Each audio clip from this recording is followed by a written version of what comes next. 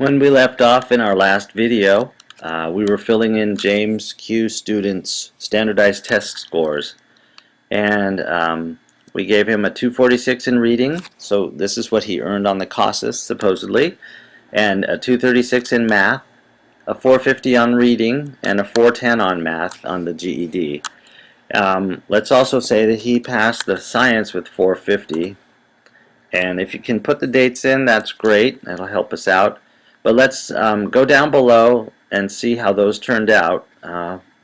So 3 credits of high school credits in reading, 1 in math, and those based on CASA scores. And then the GED, he got 1 for reading or English and 2 credits for science. So he tested out of science with the 450.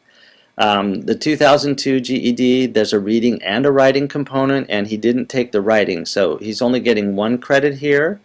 But if he had taken this and passed with, say, a 410, which is the minimal passing, not quite enough, 420, then he would have earned two credits. So he was missing that one part, so he didn't get that. Keep in mind, if any of these scores are overridden by decision, then you can just change the values that are in there. But basically, these are programmed to go according to the rubric. So right now, our student has a total of 4 high school credits in reading or English, 1 in math, and 2 in science. So let's go take a look and see how those look in the application itself. So here's his application form. Let's give him a student number. And if the numbers are input correctly, they should format themselves. And let's say for a moment that our student is too young. If his date of birth does not mean that he's 21 years old, you'll see this flag pop up in red and white. 18 years old, and then down here there's a question 2, student over 21. This is the area where the registrar, Patrick Brown, will be looking, and they need to be at least 21 for this, and they need to have a complete portfolio in addition to the other requirements. So those will be flagged in red. So we're trying to make this automated so that fewer things slip through the cracks and that we don't forget to include standardized testing. If I make him 10 years older, then the red display is gone. It just looks normal. Down here it says yes, 28 years old. So that's another one of the automated features. So high school, wherever they went to high school, whatever it says on the transcripts, if they went to an alternative high school as well, you can include that.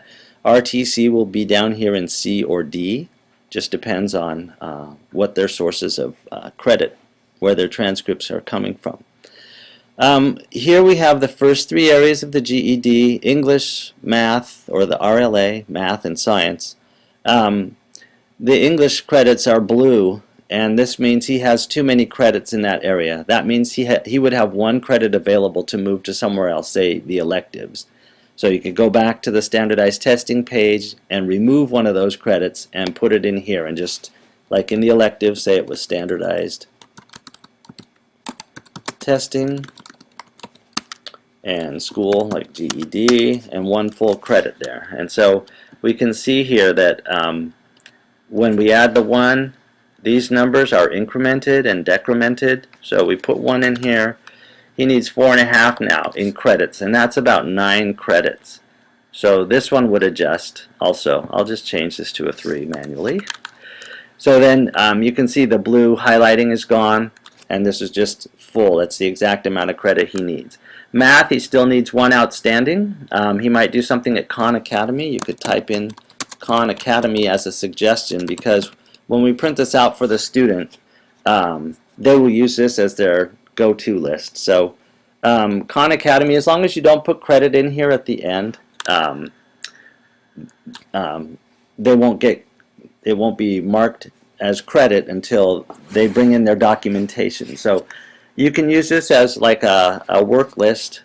We had a student who did baker's math once, or baking math, using baker's proportions. So if they bring in documentation and they can show they have that skill, then that can be used for half a credit of high school credit. Down here we have a running tally. Total of 7 credits earned, and they still have 12 outstanding. Okay, science here, they did pass on the GED, so that's gray. And then they need Washington State history, social studies, PE health, their career plan, and everything else, occupational, fine arts, and the electives, the rest of the electives. So we'll take a look at these in our next video.